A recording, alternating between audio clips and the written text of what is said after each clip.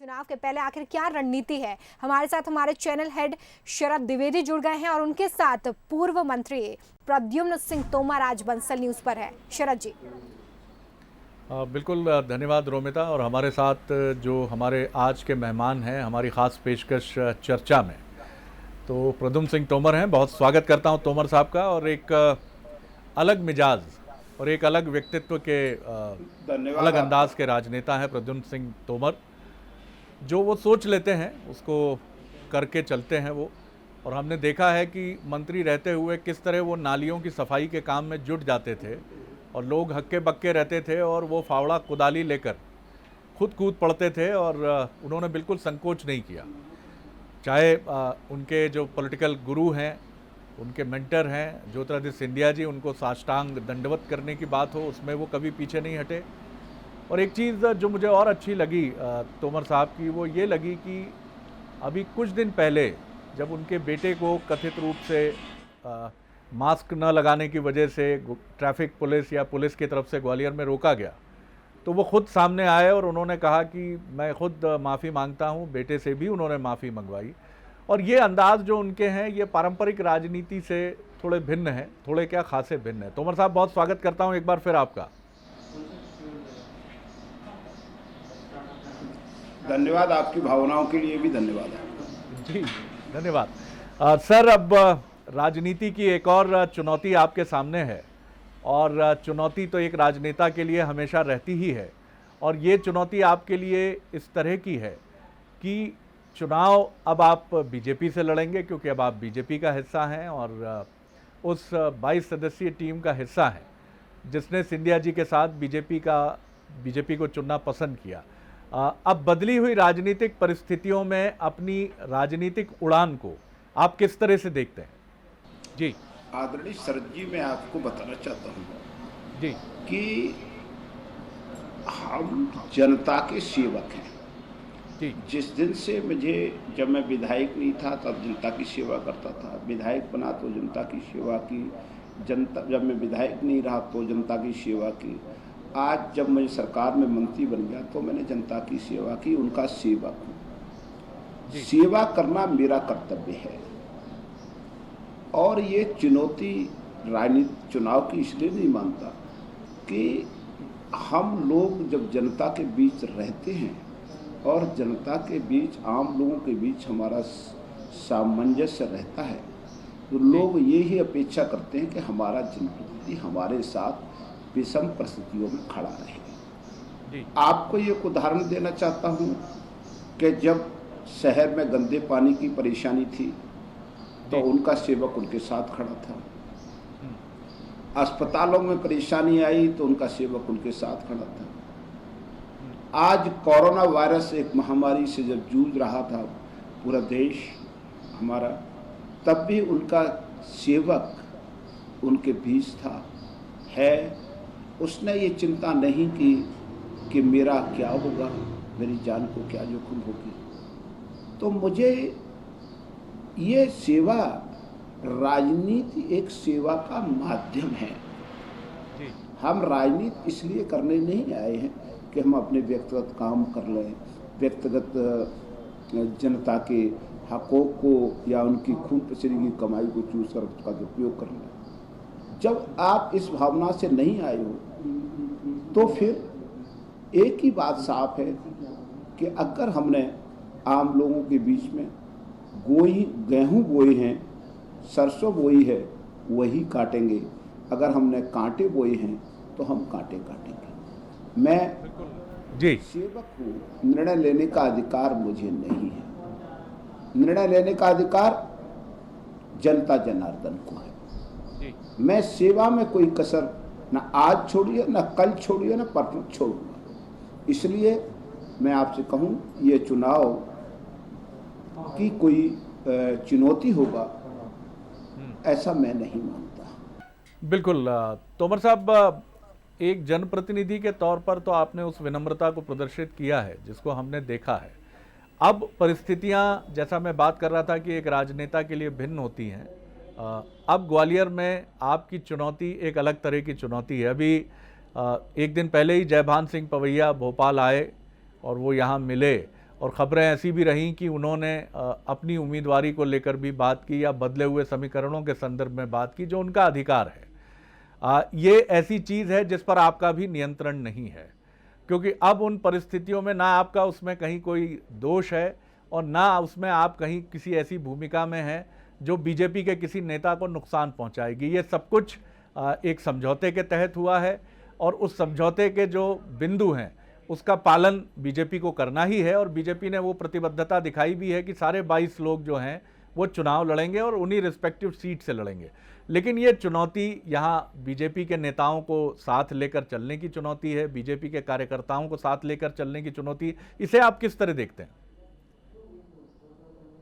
जी देखिए आदरणीय शरद जी, मैं आपसे कहना चाहता हूँ कि हम काम अपना कैसे करना चाहते हैं। जी जैसे नई शादी होके आती है और बहू को अपने परिवार में एडजस्ट करना है। मैं भारतीय जनता पार्टी का आभारी हूँ कि हमको उन्होंने अपना मंच दिया।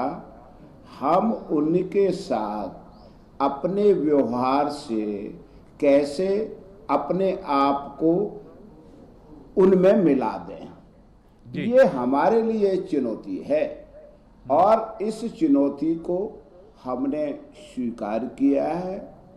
और मुझे विश्वास है कि मेरे माँ बाप के जो संस्कार हैं और जो मुझे राजनीतिक रूप से कैलाश मासवासी महाराज माधवराव सिंधिया का जो सानिध्य मिला है, उस पे मैं भरोसे के साथ कह सकता हूँ कि हम उनके साथ मेला लेंगे। दूसरा, आपने आदरणीय जयभान सिंह पवैया जी की बात की, वो भारतीय जनता पार्टी के वरिष्ठ नेता हैं। जी भारतीय जनता पार्टी जो भी निर्णय लेगी, इस सेवक का जहाँ उपयोग करना चाहेगी वहाँ उपयोग करें। हमने भारतीय जनता पार्टी के साथ कोई राजनीतिक सौदा नहीं किया है।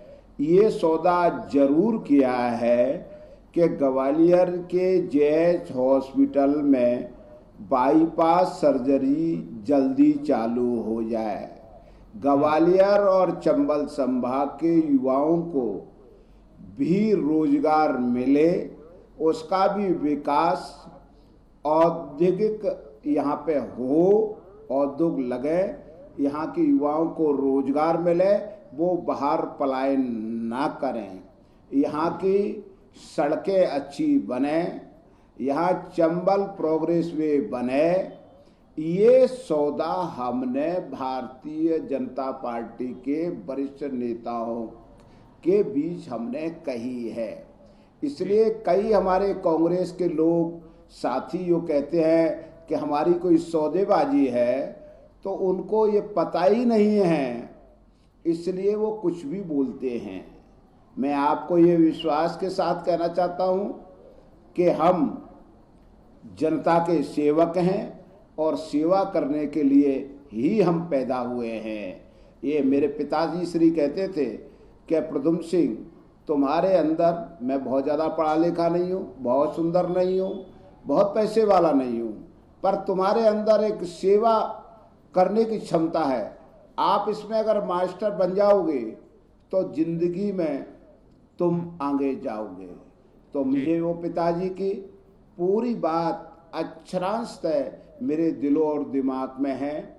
मैं अंतिम व्यक्ति की सेवा करने को तत्पर हूँ।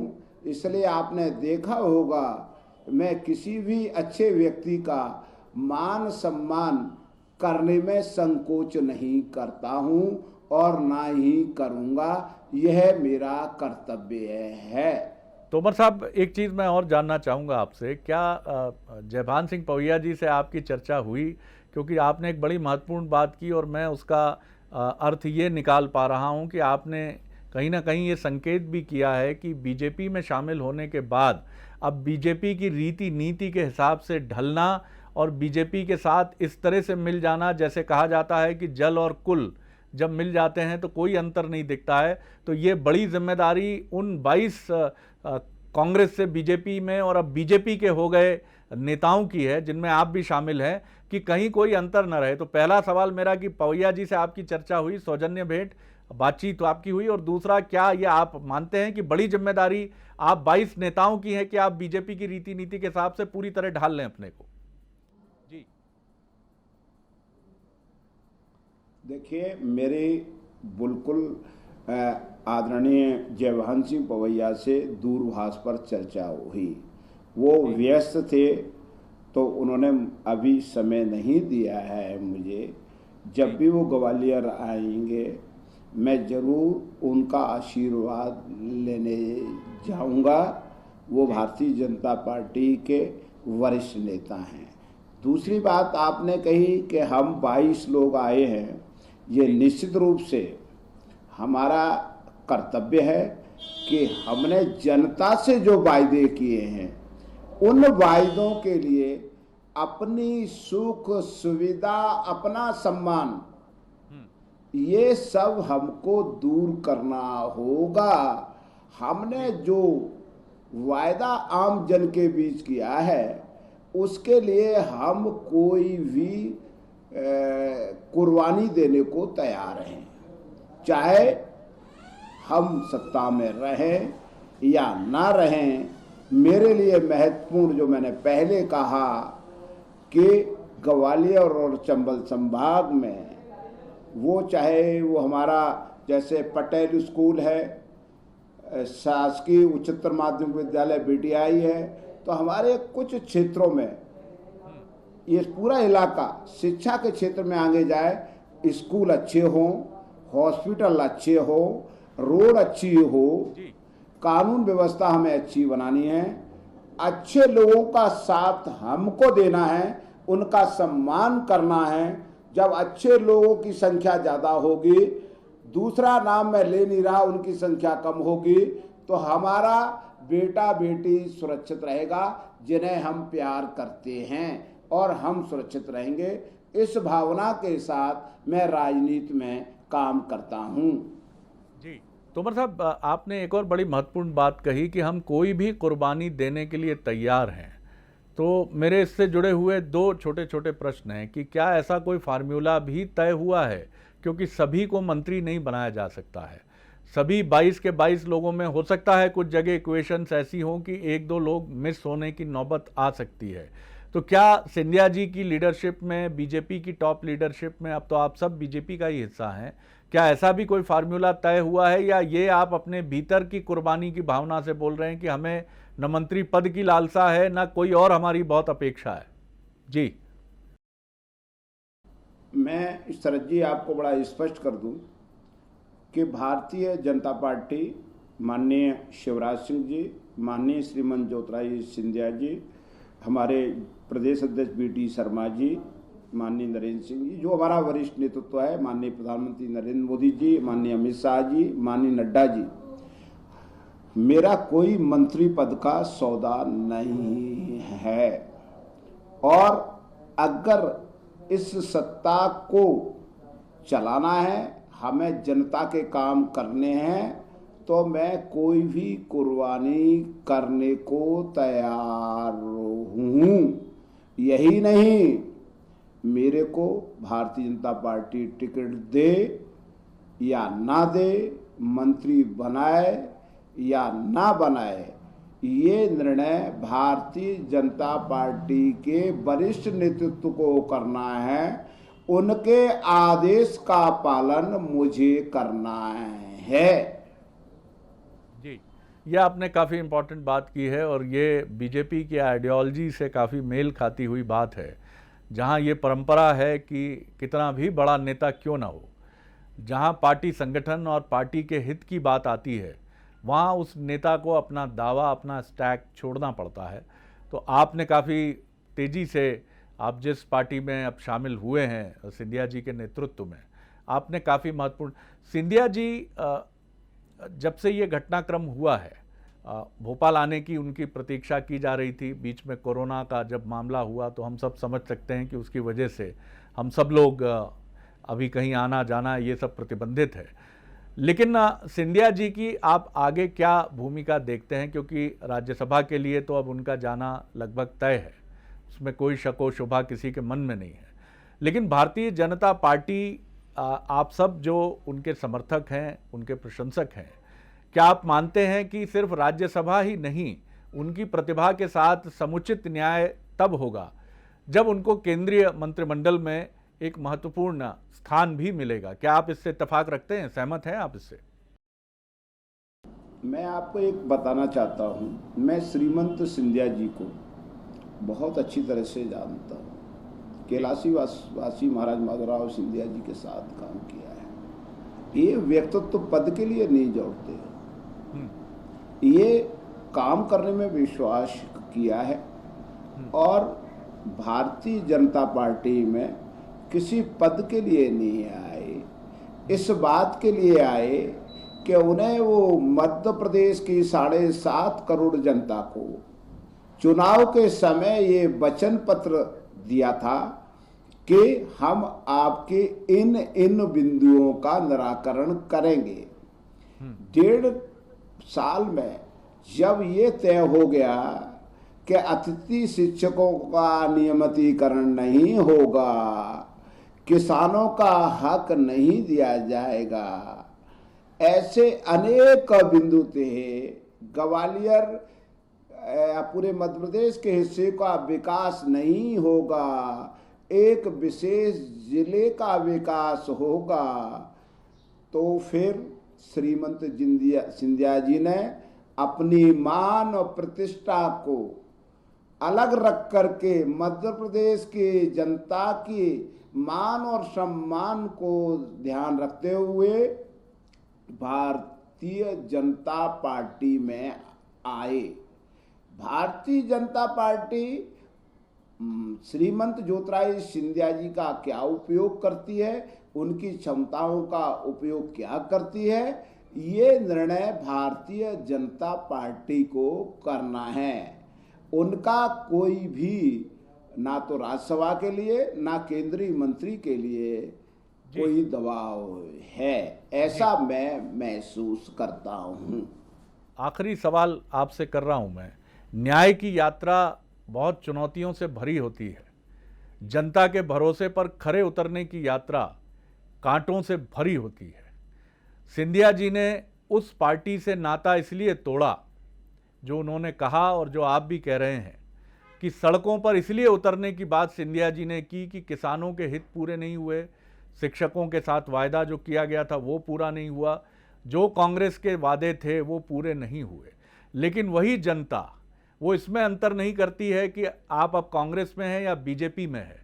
वो जनता फिर ये सवाल कर सकती है कि अगर कभी ऐसी परिस्थिति बनती है कि न्याय नहीं हो रहा है तो नारा तो वही रहेगा तोमर साहब कि हम फिर सड़कों पे उतर सकते हैं। बात पार्टी की नहीं है, चाहे बीजेपी हो चाहे कांग्रेस हो।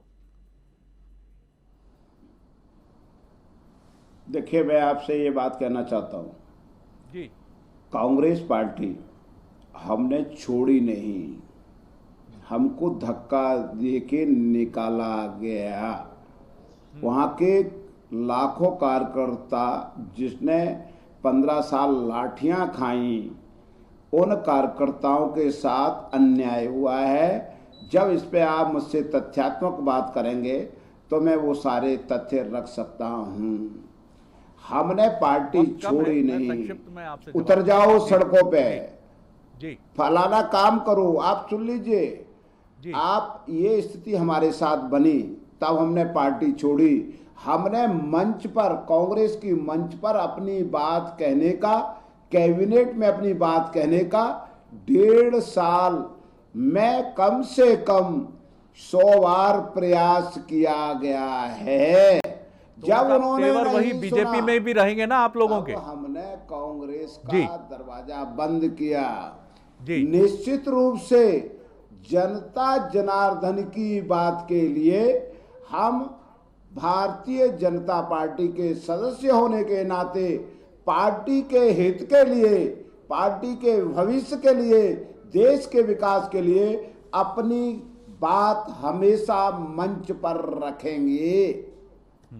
जी बिल्कुल, आपने बहुत महत्वपूर्ण बात की है। खत्म कर रहा हूं इस सवाल के साथ, प्रेमचंद गुड्डू जी तैयार हैं, जो बीजेपी में आए और अब कह रहे हैं 9 फरवरी को छोड़ चुका हूं और फिर अब सांवेर से तुलसी सिलावट जी, आपके अभिन्न साथी, आपके अग्रज तुलसी सिलावट जी का घेराव करूंगा। अगर ग्वालियर में भी इस तरह की स्थितियां बनती हैं कि पवैया जी भले ही मौन रहे, लेकिन बीजेपी के कुछ लोगों ने ये कहना शुरू कर दिया कि अब हम घेराबंदी करेंगे तोमर साहब की, तैयार रहेंगे ना इस चुनौती के लिए?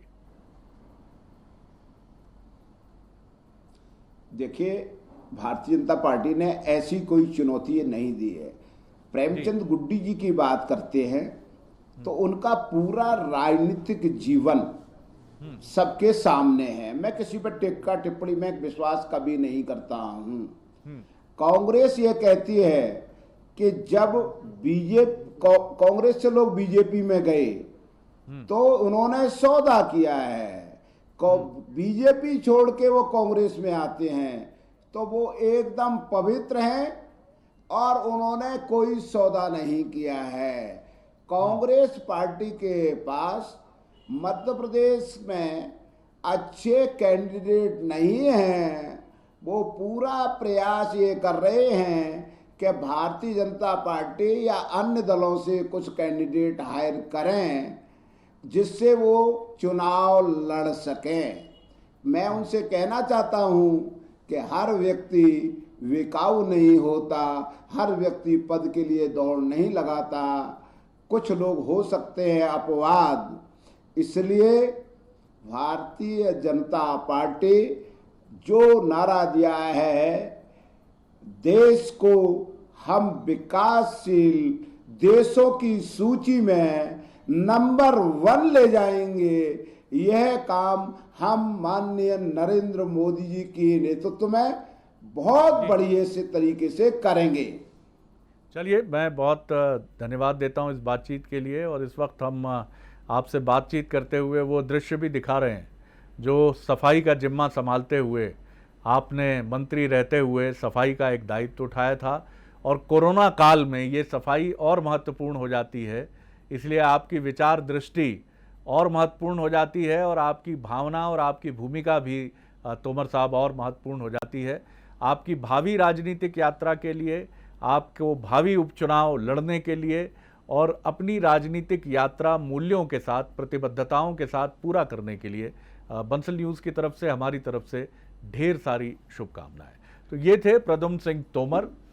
स्वर उनका बहुत विनम्र है और निश्चित तौर पर नई पार्टी में, बीजेपी में वो आए हैं। 2 ही पार्टियां हैं मध्य प्रदेश में, बाइपोलर पॉलिटिक्स है। और बीजेपी में आए हैं तो वो बीजेपी की रीति नीति में घुलने मिलने की बात महत्वपूर्ण तरीके से करते हैं और इसीलिए बहुत संतुलित और संयमित रहते हैं। लेकिन इतना वो जरूर विनम्रता से लेकिन मजबूती से कहते हैं कि स्वर वही रहेंगे जो कांग्रेस में थे। अब बीजेपी जनता के हित संरक्षण की पार्टी है, ऐसा दावा वो बार बार करते हैं, लेकिन फिर भी कहते हैं कि जनता की आवाज़, जो हमने पिछली पार्टी, जो हमारी मूल पार्टी रही थी, जिसको हमें छोड़ना पड़ा, जबकि वो कहते हैं हमें छोड़ना नहीं पड़ा बल्कि हमें धक्के दे के निकाला गया, ये उनका दावा है और कांग्रेस पर उनका आरोप भी है। लेकिन वो कहते हैं कि जनता के साथ तेवर बने रहेंगे। सिंधिया जी की भूमिका को लेकर वो कहते हैं कि सिंधिया जी को जितना वो समझते हैं वो कुछ चाहते नहीं हैं, पद की लिप्सा उनके मन में नहीं है।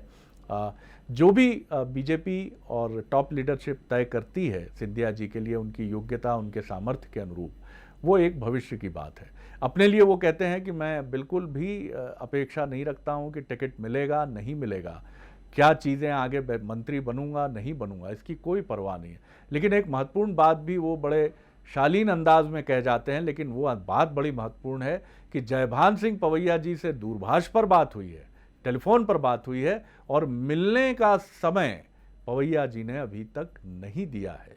जैसे ही मिलने का समय देंगे वैसे ही मैं जाकर उनसे भेंट भी करूंगा। ये बात है बड़ी सरल, बड़ी साधारण, लेकिन ये भविष्य की उन चुनौतियों की तरफ इशारा कर जाती है जिनका सामना न सिर्फ करना है तोमर साहब को, प्रद्युम्न सिंह जी को करना है, बल्कि उन 22 नेताओं को भी करना है जो अब बीजेपी का हिस्सा हैं और उसके पहले कांग्रेस के पूर्व विधायक रह चुके हैं। रोमिता। बिल्कुल, और ये सवाल इस वक्त भविष्य पर छोड़ना होगा कि कैसे इन चुनौतियों से बीजेपी और ये सभी नेता पार पाते हैं। फिलहाल हमारे खास पेशकश में इतना ही। आप बने रहे बंसल न्यूज़ के साथ। नमस्कार।